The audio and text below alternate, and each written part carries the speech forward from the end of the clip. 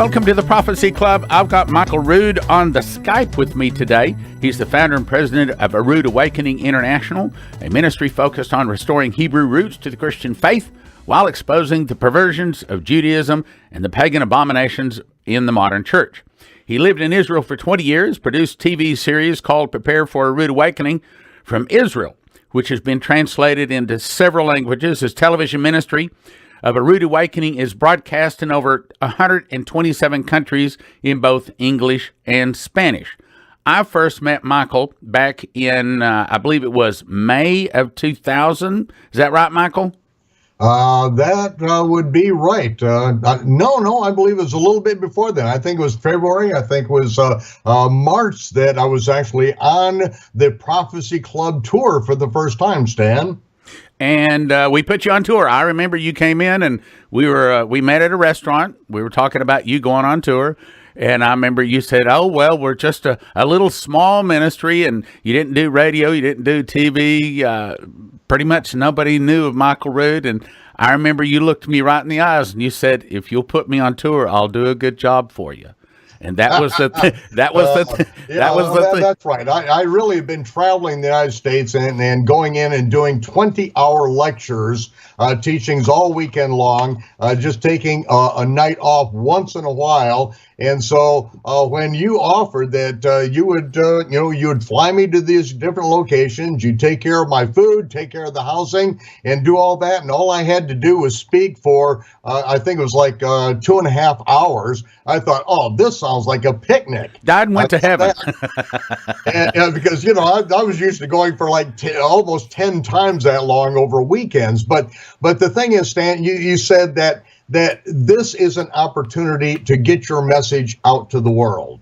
And that is what I was looking to do. Get the message out to the world, because this is what the Almighty has put in my soul. I mean, this started on my knees in second grade when I asked Almighty God to use me as a servant, asked Jesus to come into my heart, and it was a serious thing. And so now, I'm more than 40 years of age at this point. I've put my whole life in the church and in Bible. And so this was the opportunity then to release that which he'd put in my soul. And I'll tell you, it was a life-changing experience for me, Stan. And I to this day, I am thankful for the Prophecy Club. Every one of my staff, I've got 25 people here on my staff right here in the United States, plus our outside foreign offices as well. But they all know that this ministry started with you filming all these things at the Lester Summerall Television Studios.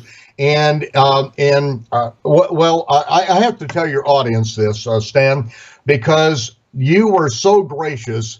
I came to you and I said, Stan, I want to get this in the Spanish language. This needs to go out in the world. And I said, the Almighty has told me I must get this message in Spanish.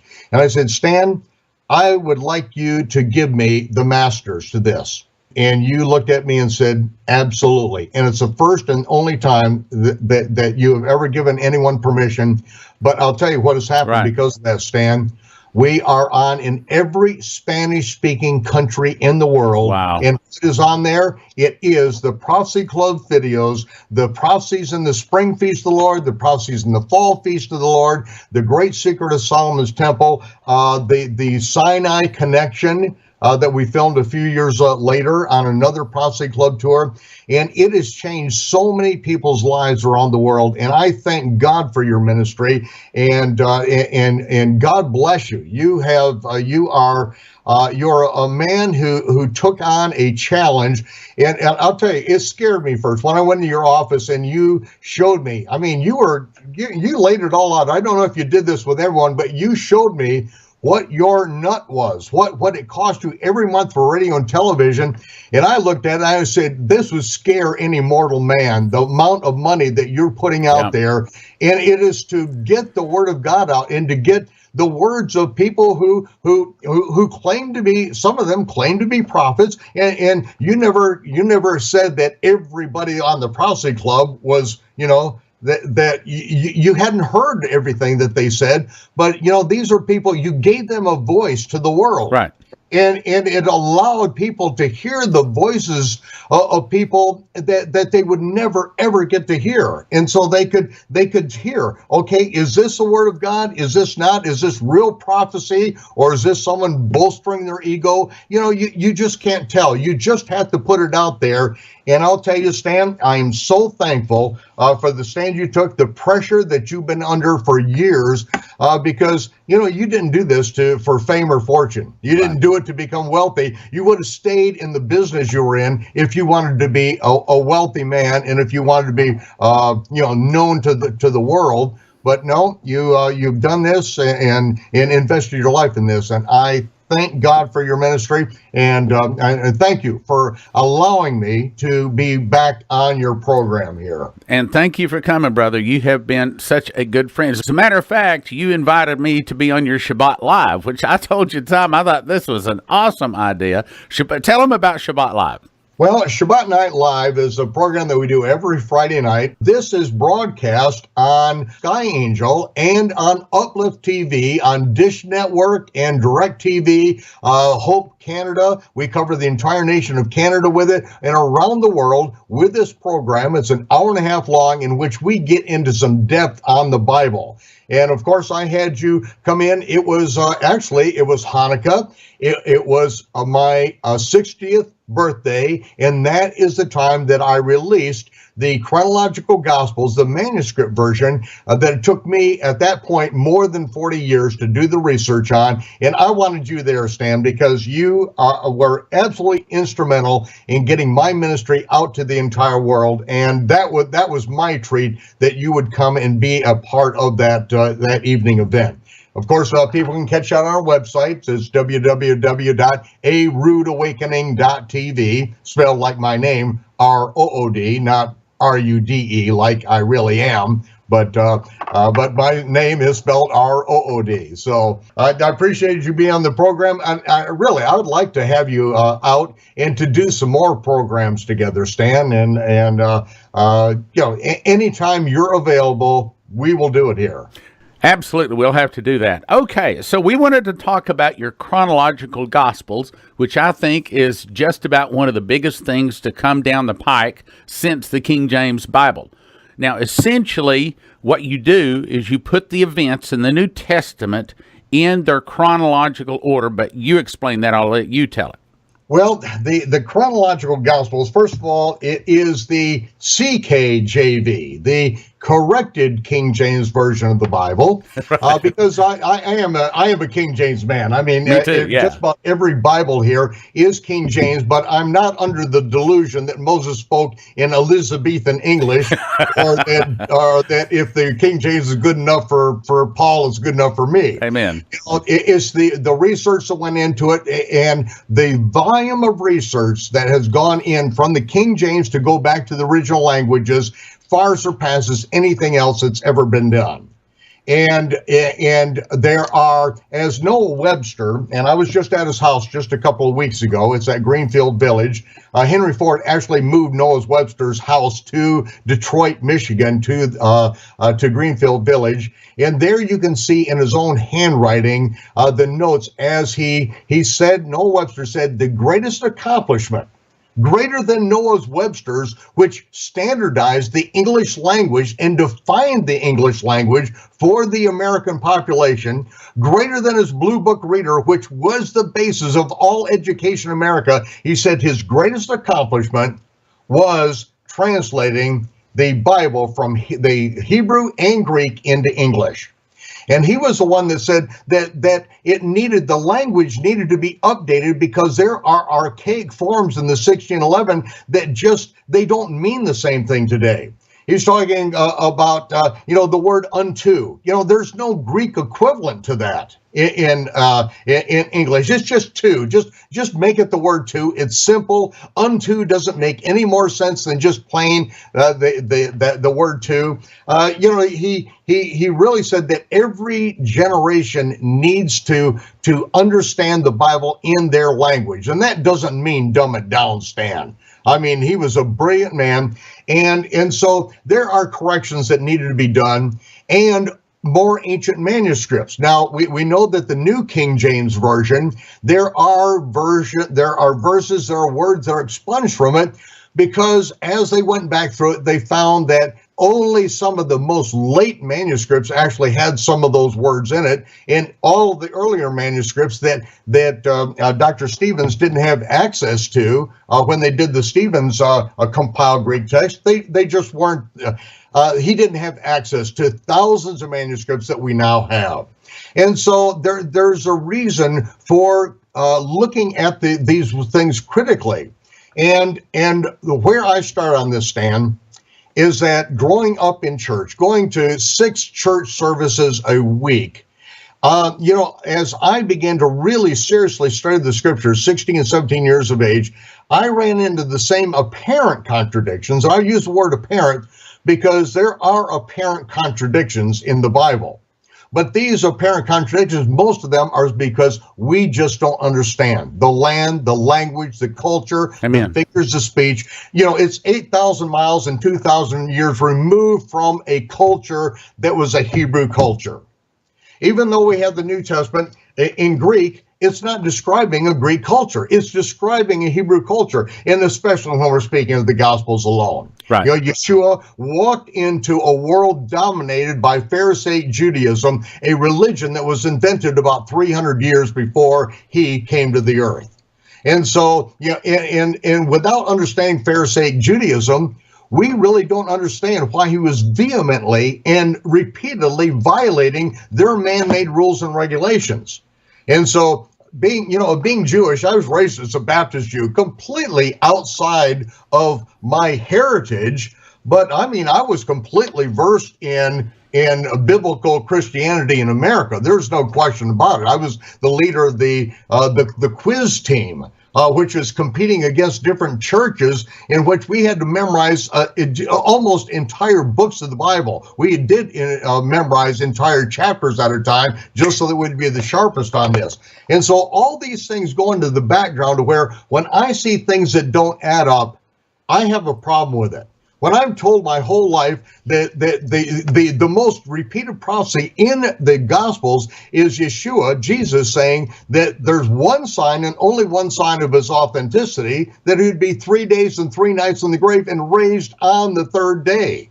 Yet I was raised with him being crucified on Good Friday, which is, the day Dagon, the Assyrian fish god, is worshipped, and then being raised on Easter Sunday when Nimrod's wife was reincarnated as Easter, the bare-breasted goddess of fertility who turned a bird into an egg-laying rabbit. I'm telling you that Einstein couldn't get 3 days and 3 nights between Good Friday and Easter Sunday, and so we are raised with concepts that are really not in the Bible, but yet they are a bedrock. So many people think of Christianity. The 3 wise men. No place in the Bible does it say 3 wise men. Right. Every manger scene you see out there practically has them at the manger. My goodness, the Bible itself says they came to the house where the young child was. They didn't make it there on a jet that night.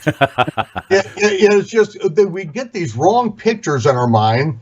Sometimes from Sunday school, sometimes from television. I'll tell you, Hollywood is one of the worst culprits in this, because they put a movie in your mind that you can then read the Bible afterwards, and you can't even see what's on the page, because you already have that movie playing and you're watching that movie instead of what the words are on the page.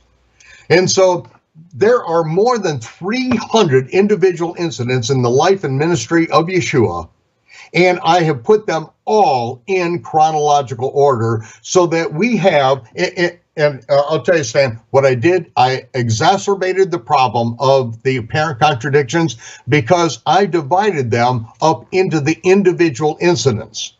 And then what I did with these individual incidents is I've taken everything Matthew, Mark, Luke, and John have said about that incident, isolated them to that incident, so that you get all of the perspectives of these 4 gospel authors. And I will tell you, Stan, they do not contradict each other. They are like 4 different cameras filming the same thing from 4 different angles. They have 4 different missions, and that's why we have these 4 different gospels, because we have these four different perspectives of Yeshua as the Messiah and what he is doing. And so they're not going to tell the story the very same way. They're going to show it from their different perspectives. They got a different depth of field on this particular camera that gives us a long view. Another one is a close-up, but they all tell the same story. But unfortunately, the translators, we had, the King James translators, first of all, William Tyndale's work comprises of over 85% of the King James Version. Then at 3 different universities, teams worked on it, all independent translators, and that's why when we come to the Gospels, we have the spellings of Old Testament prophets that are spelled 3 different ways. Why would you do it? Because they were 3 different translators. We're just trying to take a Hebrew language and then turn it into some kind of English that we can read. And so that's why we have these. They're not contradictions. They are the result of these diligent workmen trying to make this work. But one translator will use one English word to translate a Greek word. Another translator would use another English word to translate the same word. And so it looks like there's a divergence on this, but no, when we go back into the Greek text, then we see that everything works, and especially with the ancient Hebrew Matthew, which I would love to talk about if we have a future episode, because the ancient Hebrew Matthew unlocked things that even in ancient Greek text, written in the margin in Greek, meaning uncertain in the Gospel of Matthew, because it just didn't make sense, because they were Hebrew figures of speech. Now, I know you get a lot of comments on this. What do people say once they start reading this chronological Gospels? What do they say?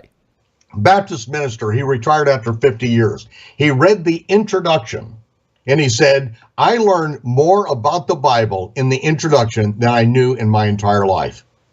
This is the answer.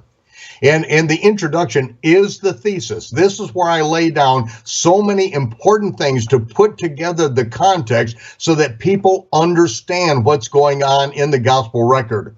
Why do we have 4 gospels? It has to be understood because, 5 gospels. I misspoke here. 5 gospels because it's Matthew, Mark, Luke, John, and the revelation of Yeshua Messiah. That is the 5th gospel. See, Matthew, we have 5 gospels because in the Hebrew text, the prophets speak of the Messiah as the Tzemach, the branch.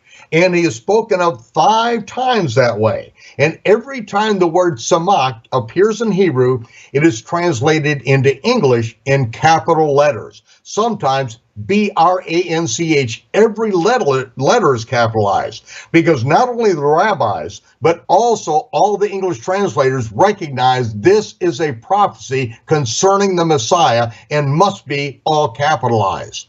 And so these 5 times it's used, it gives a different picture of the Messiah. One is the king, one is a servant, one is the son of man, one is the sinless son of God, and one as the judge. And that is why we have 5 gospels. Matthew, he is the king from heaven, laying down the rules of the kingdom of heaven. Matthew's the only one that talks about the Chaldean astronomers bringing gifts to the king of the Jews. The kingdom of God and the kingdom of heaven, that is repeated over 50 times in the Gospel of Matthew. When you go to a Mark, not one, it starts out immediately and straightway and immediately.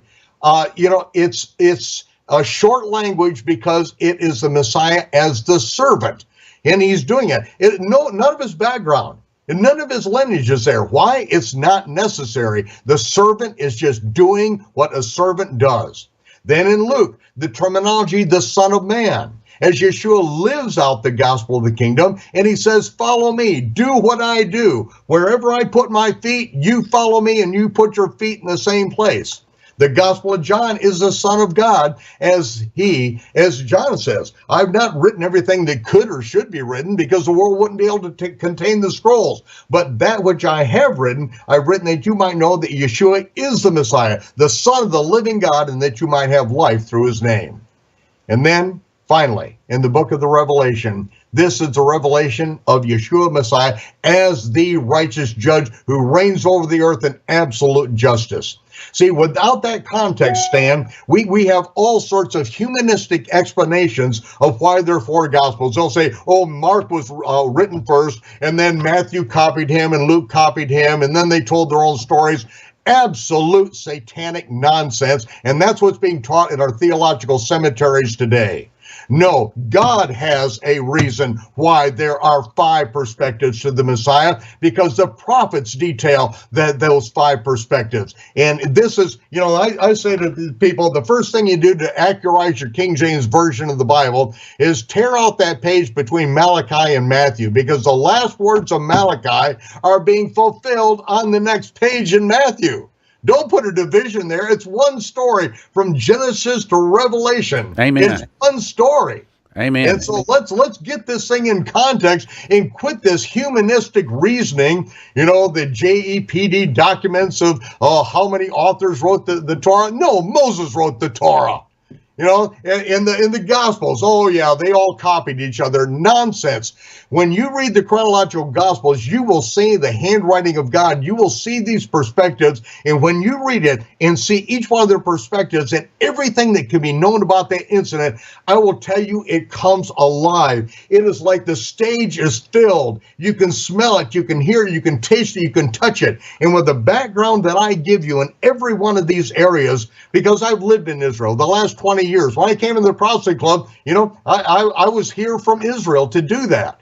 And I went back home afterwards. It's only by living in that context and living in that world. And, and I have family that are Orthodox Jews. I mean, black hats, pales, the whole 9 yards. Yeah, of course, we get along just famously at weddings and bar mitzvahs in Israel. But, see, I know why Yeshua is vehemently violating their man-made commandments. I know what he's doing. Everyone talks about the miracle of turning water into wine.